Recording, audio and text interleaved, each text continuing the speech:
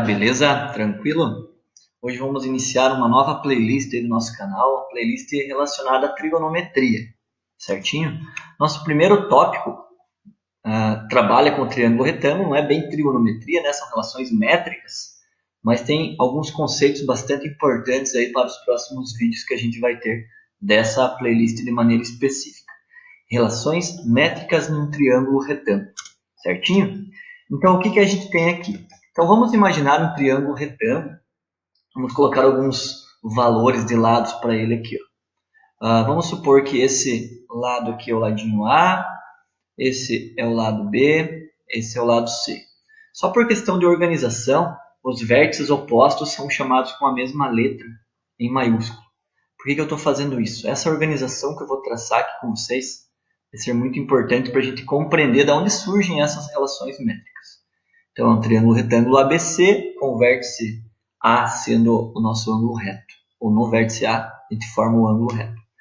O que eu vou trabalhar? Eu vou trabalhar aqui com a inserção da altura relativa à hipotenusa, que é esse segmento aqui. Ó. Esse segmento, então, eu vou chamar de segmento Hzinho. Ele é perpendicular aqui, né? Por isso que ele é uma altura. E esse ponto aqui eu vou chamar de ponto H. Percebam que eu estou nomeando bem esses elementos aí, a gente já vai entender o porquê. Tranquilo? A hipotenusa, esse segmento que media Azinho, ficou dividido em dois novos segmentos. A maioria dos livros traz para a gente esses segmentos medindo Mzinho e Nzinho. Eles são chamados de projeções dos catetos na hipotenusa. O que esse M é? Suponha que esse M é a sombra que esse lado B, esse cateto B faz na hipotenusa, e esse cateto C faz essa sombra M também na hipotenusa. Certinho? Então veja que nós tínhamos três elementos, né? A, B e C. Eu inseri mais três aí para deixar nosso triângulo divertido. Certinho? Agora olhem mais uma coisa. Vamos supor que esse ângulo aqui valha 1 risquinho e esse ângulo aqui valha 2 risquinhos. O que a gente sabe a respeito desses dois ângulos? Que eles são chamados ângulos complementares. Eles totalizam 90 graus. Por quê? Porque tem um terceiro ângulo que já vale 90 graus e os três juntos têm que fechar em 180. Então, os três ângulos têm que ser 180. Se aqui tem 90, os outros dois têm que fechar em 90 também. Se a gente der mais uma olhadinha, que também é reto, né? É um ângulo raso, 180 graus. Perceba que o triângulo grande, o ABC, ele tem um ângulo reto, um ângulo de 1 risquinho e um ângulo de 2 risquinhos para fechar os 180. Olha o triângulo da esquerda. Tem um ângulo reto, tem um ângulo de 1 risquinho. Consequentemente, esse ângulo aqui em cima vai ser um ângulo com 2 risquinhos. Certo? O triângulo da direita, mesma coisa. Tem um ângulo reto aqui embaixo, tem um ângulo de 2 risquinhos. Está faltando quem aqui? Um ângulo de 1 risquinho. Por que eu estou falando sobre os ângulos? Vocês perceberam que os três triângulos têm os mesmos ângulos internos? Ângulos congruentes? Isso daí é um conceito que a gente utiliza para semelhança de triângulos. Triângulos podem ter tamanhos diferentes, mas se os ângulos internos forem iguais, eles vão ter a mesma aparência. Então, esses três triângulos, o ABC, o AHC e o AHB, eles obviamente têm tamanhos diferentes, mas eles têm muitas propriedades em comum por causa deles terem os mesmos ângulos. Então, olha o que eu vou fazer aqui. Ó. Dá uma olhadinha que eu extraí desse triângulo inicial os dois triângulos. O triângulo da esquerda, o triângulo da direita. E o que eu acabei fazendo aqui? Eu dei uma manipulada, uma rotacionada neles para que eles fiquem na mesma posição. E aí fica mais fácil de ver que eles são semelhantes. Certinho? Se a gente for pelo visual aqui, ó, o triângulo da direita, o menor ângulo deles é o ângulo de 2 risquinhos. Então, eu vou manter ele aqui. Se lá está o ângulo reto, aqui está o ângulo de 1 risquinho.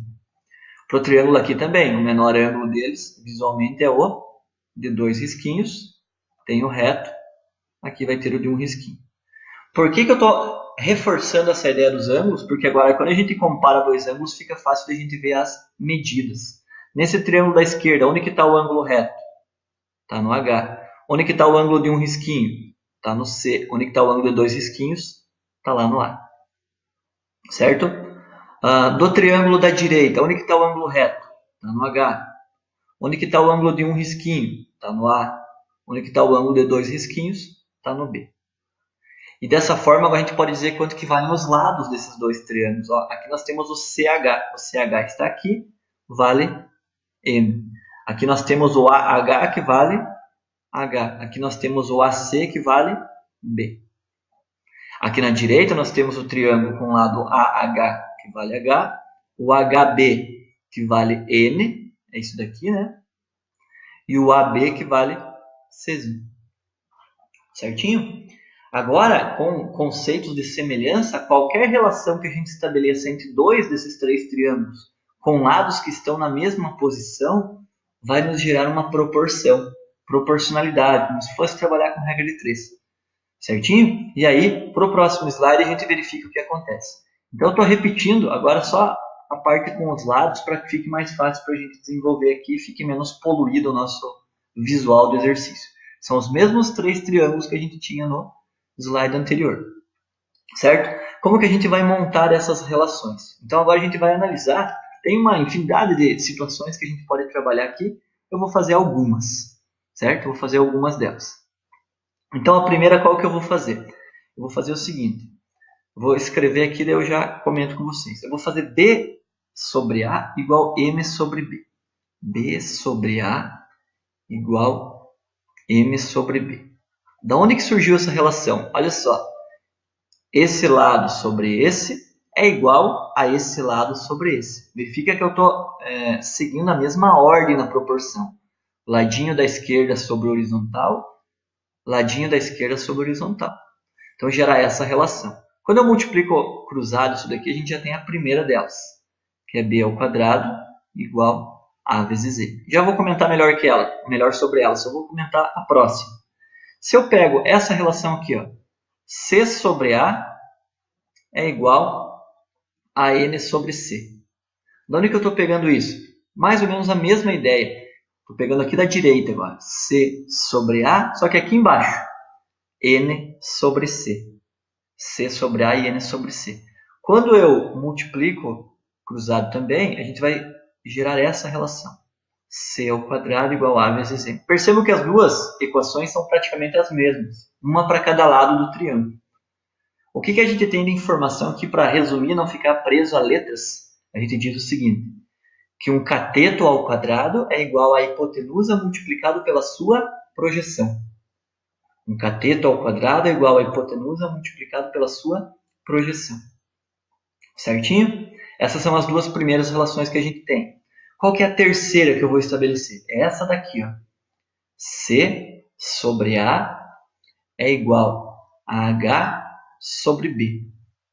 Estou pegando o primeiro e o segundo triângulos pelo lado direito e embaixo. C sobre A é igual a H sobre B. Quando eu multiplico cruzados essas duas frações, aí nós temos o quê? AH igual BC. Essa também é muito boa. AH igual BC.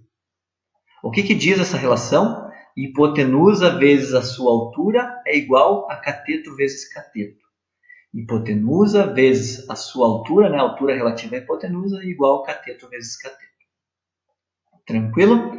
E a última relaçãozinha que a gente vai analisar aqui agora, eu vou trabalhar apenas com os dois triângulos de baixo, os seus catetos. Olha o que eu vou fazer.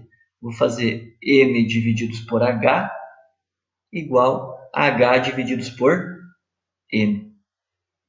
Então, olha só. M divididos por H igual a H divididos por N. Quando eu multiplico cruzado isso, vai dar o quê? H ao quadrado igual M vezes N. H ao quadrado igual a M vezes N. A altura relativa à hipotenusa ao quadrado é igual a projeção vezes projeção. Essas são as 4 principais relações que a gente tem que envolvem elementos de um triângulo retângulo. Os 3 lados, a altura relativa à hipotenusa e as 2 projeções. Certinho? Só para deixar mais caprichoso aqui, mais caprichado, coloquei aqui as 4 relações obtidas. Tranquilo? Então, olha só. Hipotenusa, cateto, cateto. Altura relativa à hipotenusa, projeção do cateto B na hipotenusa, projeção do cateto C na hipotenusa. E a gente gerou essas 4 relaçõezinhas aqui. São muito importantes, lembrando, né, precisa ser um triângulo retângulo para que isso seja válido. Aqui é uma altura, então também tem que ser um ângulo reto. E é bastante útil na resolução de problemas, tá? Mais para frente, aí, como de costume, eu vou fazer uma aula exclusiva de exercícios. E daí a gente vai dar uma exercitada nessas relações aí. Nem sempre todas são usadas, geralmente é uma delas. Tranquilo? Para finalizar, eu quero que você dê uma olhada nas duas primeiras relações que a gente verificou, que a gente demonstrou. Elas são muito semelhantes, né, como eu já havia comentado com vocês, apenas diferem pelo lado do triângulo que a gente está trabalhando. Mas imagina que eu vou fazer isso daqui. O que é isso que eu acabei de fazer? Eu uni essas duas equações através de uma chave, então eu estou querendo que isso se torne um sistema de equações. Por que eu estou trabalhando com isso? Olha o que vai surgir se não é uma coisa muito bonitinha. Quando eu pego essas duas equações e somo termo a termo, não vai ter nada que se anule aqui por enquanto, tá? Eu vou somar os elementos do lado esquerdo e os elementos do lado direito. Olha o que eu vou gerar aqui. B ao quadrado mais C ao quadrado igual a AM mais AM. Certinho? AM mais AM. Lado esquerdo, por enquanto, não tem o que fazer. Então, aqui vai ser ainda B ao quadrado mais C ao quadrado. É uma coisa conhecida nossa, né? Quando a gente olha aqui para o lado direito, eu tenho dois termos distintos, mas eles têm um fator comum. Se ele tem um fator comum, a gente coloca esse fator comum em evidência. Fatoração, fator comum. O que sobram dentro dos parênteses? O M, o sinal de mais, e o N. Mas eu quero que vocês percebam agora o que esse M mais N representa. Não representa exatamente a hipotenusa do triângulo original. Lembra que esse M e N surgiram quando a altura dividiu a hipotenusa em duas partes. Uma da esquerda M e da direita N. Então, esse M mais N aqui, ele vale também A. E olha que legalzinho o que vai surgir agora para a gente finalizar. Quanto que é A vezes A? A ao quadrado igual B ao quadrado mais C ao quadrado. O que é isso? Isso é o princípio da nossa próxima aulinha, do nosso próximo vídeo. Isso daqui é o nosso amigo Teorema de Pitágoras. Um dos grandes assuntos que a gente aprende ali no finalzinho do ensino fundamental e que nos resolve muitos problemas geométricos e trigonométricos para todo o resto do nosso estudo matemático aí. Certinho? Essa é uma das formas de se demonstrar o Teorema de Pitágoras. Certo? Eu dei uma pesquisadinha aí, eu descobri em um artigo que fala que são cerca de 370 demonstrações do Teorema de Pitágoras. Essa é uma delas. Por curiosidade para vocês, basta vocês darem uma pesquisada aí nas outras 369. Beleza? Certinho? Por hoje é isso. Espero que tenham gostado, tenham entendido. A nossa próxima aulinha, então, vai ser sobre o Teorema de Pitágoras. Curtam, compartilhem, se inscrevam no canal. Até a próxima, então. Tchau!